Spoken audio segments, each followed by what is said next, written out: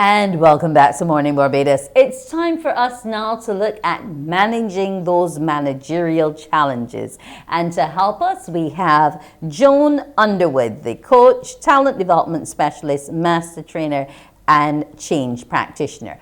Our topic today, conducting great meetings. Good morning to you, Joan. Good morning, Wendy. It's wonderful to see you. Great to see you too. And here's hoping the new year opened well for you. Indeed, it has, thank God. That is great. Now, we're talking about conducting these meetings, and this chapter starts off by ending the hostage crisis. And that's what some of us feel like sometimes, especially when we're called into a meeting and not given a single inkling as to what this meeting is going to be about. We just hear the manager's voice. It sounds a little menacing. It sounds a little threatening. So we're like, what's going to happen here? Are we all going to be held hostage? Well, apart from the menacing part, you have touched on my biggest pet peeve. It drives me nuts when people invite you to a meeting and all they tell you is where it is, and I mean, how do you prepare for that? So, it really, you end up having to go, especially if the meeting was convened by your manager or someone in a position of authority over you. You don't necessarily have the option of saying, I'm out. So you show up, you don't have any idea how long you're going to be there, you don't know why you're there, you don't know what's expected of you. And the irony of it is that they hold you hostage, but it doesn't work to their benefit either in terms of maximizing productivity, effectiveness, efficiency. Yet the bad practice persists.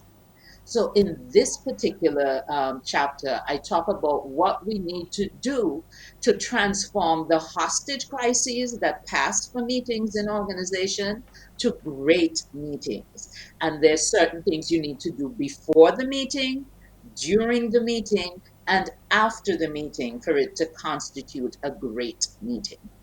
Okay, now, what do I need to do before? Other than give the agenda.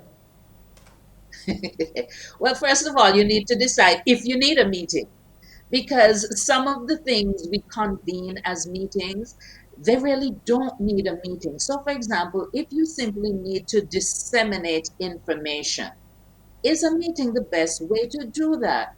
Or could you issue a report, an email, a memo, or some other way? Because if the communication is only going to go in one direction, why do you need to herd all the people together just to hear you say something? Right? So, first up, determine what your purpose is. And then, having determined your purpose, ask yourself, is a meeting the most appropriate way to accomplish this purpose? So, that's first up, purpose and ensuring it's fit for purpose. Once you've done that, you then need to decide, okay, based on what it is I want to accomplish, based on this purpose, who are the persons who need to be involved? Because that's another hostage dilemma there, where you find yourself in a meeting and as it's going along, the question mark over your head is, why on earth am I here? This has absolutely nothing to do with me. So, deciding before the meeting, deciding who are the people who need to be in the room, whether it's a physical room or a virtual room, who are the people who need to be present? Who are the people that have the information I need? Who are the people who need to be informed of what's going on? Who are the people who need to be part of the process? I want you to Then, stick a pin there a minute for me, Joan, because in talking mhm. about deciding whether it needs to be virtual or in person, sometimes we spend a little too long online with these meetings and we keep going around in circles. How can that process be better managed? Okay, that comes down to the who's facilitating the meeting. And when it comes to facilitation, it doesn't mean just showing up on time and ensuring that the technology is working, the agenda is up, whatever. Facilitation, I like to say that facilitators need to apply the 5 P's motto. And the 5 P's motto is proper preparation prevents poor performance. proper preparation prevents poor performance. So you have work to do before the meeting. You need to know your agenda inside out. You need to have your timing done because you are at the controls. You decide how long you spend on each item on the agenda. So you need to project, okay, here's my agenda, here's how I plan to have the time flow. Now, of course, during the meeting, things may come up that you anticipate. And so you need to be monitoring it carefully. So if you realize, listen, I allocated 15 minutes for this particular agenda item, it's aroused a lot of interest. We have just blown by the 15-minute mark. The appropriate thing to do at that point in time, out of respect for your participants who are not hostages or should not be hostages, say, well, listen, we've exhausted the time that was allocated for this particular topic. So I'm checking in with you. Is this something that you'd be comfortable tabling, or would you like us to continue to explore it? And if so, what does that mean for the rest of our agenda today? Okay, now in terms of that agenda, we have to ensure that the what is written is disseminated early enough and that it is also fit for the purpose. So if we're Yes. coming to talk about the treatment of the equipment within the workplace, we don't necessarily have to talk about late arrivals, etc., because that's not what we're dealing with here. That's a separate meeting, isn't Exactly. it? Indeed. And so there's a tool that we use in training that also is useful in this particular context, and that's the parking lot. So someone might have it, on their chest and they feel they really need to get it out. And so they bring up an issue which is not part of the purpose or the agenda of this meeting. You can acknowledge, okay, so yes, Wendy, I understand that punctuality is a very important issue and that you would like to explore it.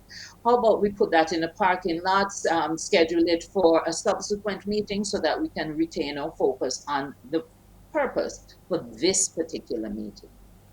Okay. Now, Having done that, you have to ensure that you do go back and honor that commitment that you made.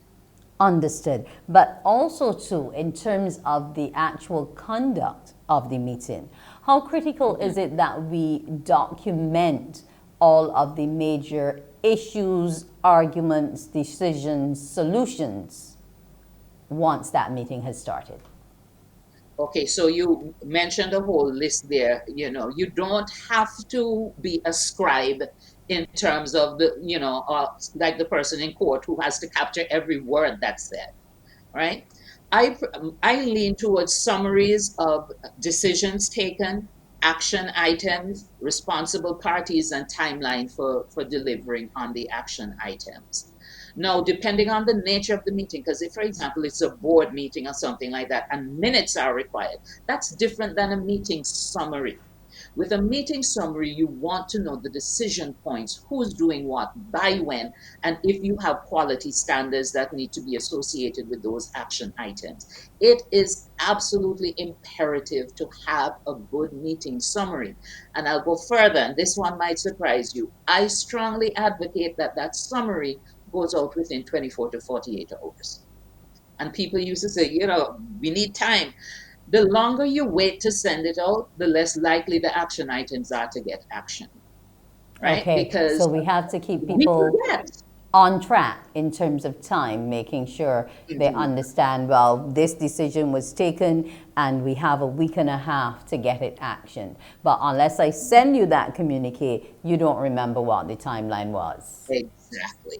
Exactly. Okay. Now, we spoke about having a great meeting, and I'm wondering if you could quickly give me what those 6 elements are.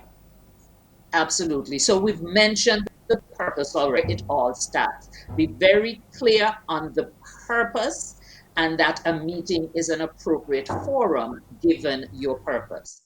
Then you need to ensure that you have the right people in the room. So, if, for example, the meeting is a decision making meeting, and then you sit down to the meeting and you realize, well, hold on a second, the person who can give the final say on this meeting, on this decision, we didn't invite them. So make sure you have the right people in the room. If you're going to be doing information gathering, the people who can give you the information need to be in the room. So purpose, fit for purpose, right people in the room. Then adequate notice, because I'm sure everyone who's listening can recall being summoned to a meeting at the 11th hour, and you see, you're running in breathless because you just found out about this meeting. So give adequate notice so that people can ensure it fits into their calendar and that they prepare. We Okay. talked about the facilitation before. A lot of the responsibility for securing a great meeting lies with the facilitator. And there's Okay. some things you need to manage in the process, and hopefully we can touch on some of those. Yes. And then But you need we, action uh-huh. afterwards, timely Yes. action and the follow up. Good. So we, Joan, will have to follow up on these other meeting elements at another point in time.